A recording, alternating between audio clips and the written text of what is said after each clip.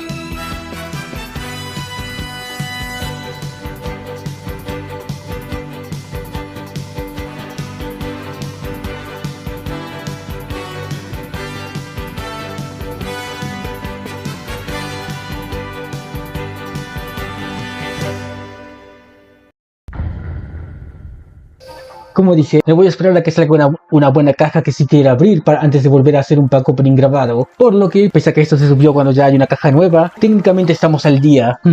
Con eso se acaban los pack opening del 2025.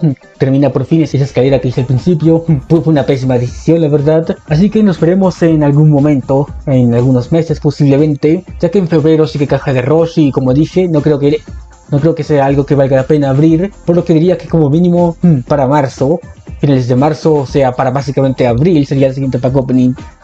Y solo si es que sale algo bueno. De resto, eso ha sido todo. Y nos vemos.